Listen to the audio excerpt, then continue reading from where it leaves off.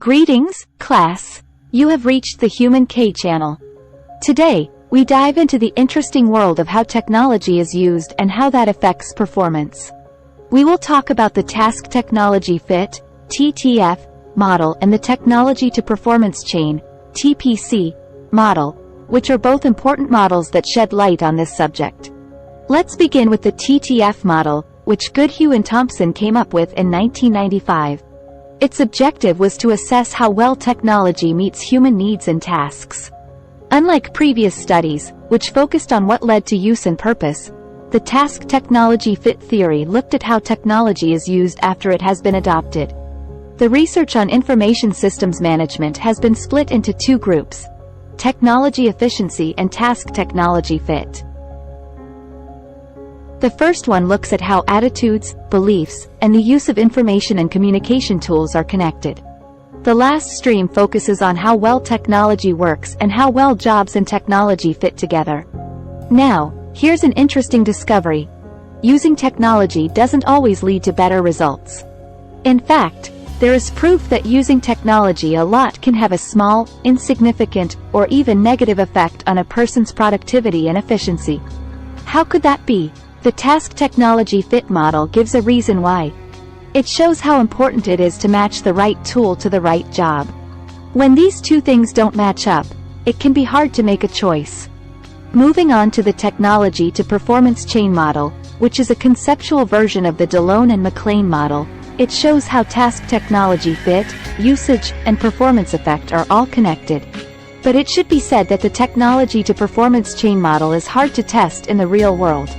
Within the technology to performance chain model, there are 5 constructs: task characteristics, technology characteristics, task technology fit, technology usage, and performance effect. This model is based on 3 ideas.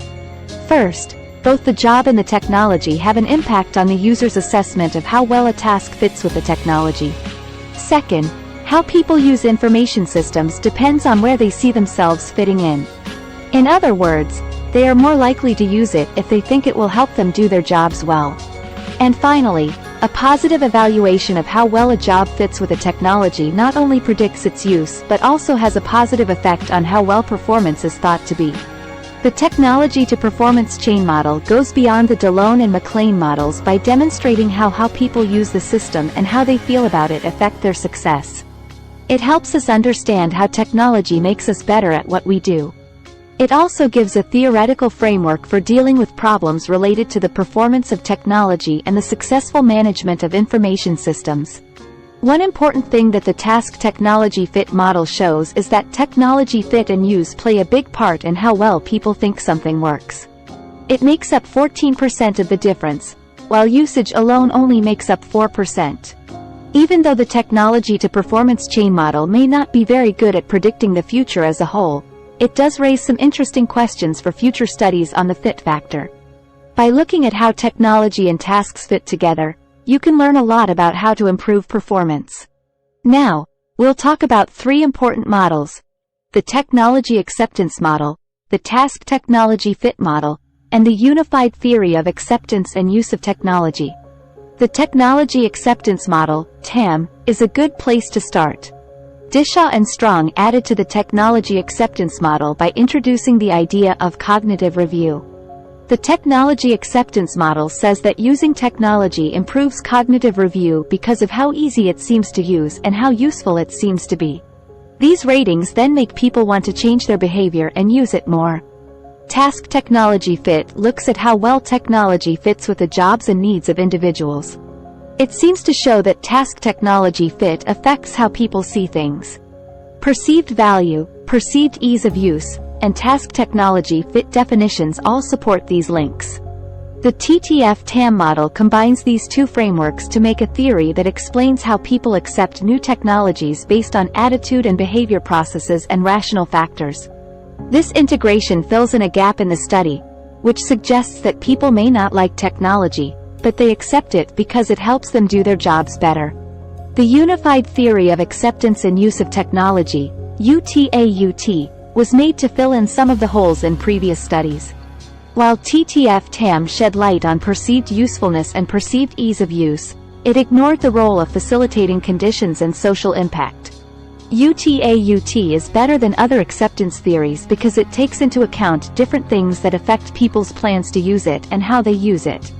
Things like the task's nature can predict the relationship between technology and tasks, how quickly the user adopts it, how much work is expected, how well the task is expected to go, how easy it is to do, and how much social impact there is. The perceived usefulness and fit of something also have an impact on performance expectations.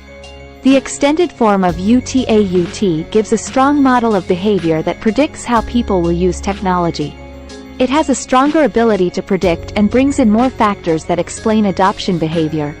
Studies that followed have shown that the model is correct, with an explained variation of more than 50%. Now, we'll talk about what the tasktechfit idea can't do and what problems it has. Even though tasktechfit has been used a lot to study how people use and accept technology, its complexity and many dimensions have led to different results and made it hard to confirm the hypothesized relationships across studies. When tried with different technologies, the factors that show tasktechnologyfit have shown different strengths and levels of importance.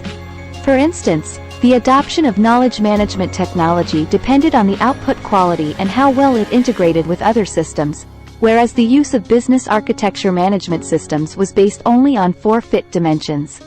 On the other hand, a study on the use of an electronic health record system showed that each tasktechfit measure was important. To deal with these problems, a fit-as-match method has been used to make tasktechfit as simple as possible by making it a first-order construct. Users are just asked if the technology is right for their jobs. Using a multi-item first-order tasktechfit construct, this method has become popular in studies, which has helped the theory be used in many ways to study how people use and accept technology. Findings about the strength of predictions and the role of factors have shown that the theory has good external validity. But the tasktechfit theory has problems when it is used at the group level and in cross-cultural studies.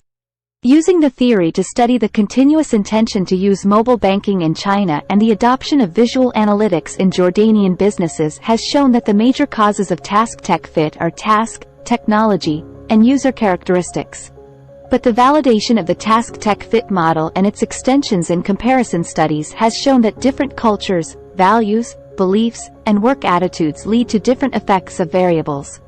A study looked at how Hofstede's cross-cultural factors affect the tasktechfit model to find out why the results from different cultures don't match up. It found that individualism and avoiding uncertainty lessened the effect of tasktechfit constructs. This suggests that people's standards for judging how well technology fits their needs may rest on cultural norms. This insight shows how important it is to think about norms and adapt technology to different cultural settings. Critics also say that the tasktechfit theory doesn't pay enough attention to the psychological and situational factors of people, such as top management, trust, and team responsibilities.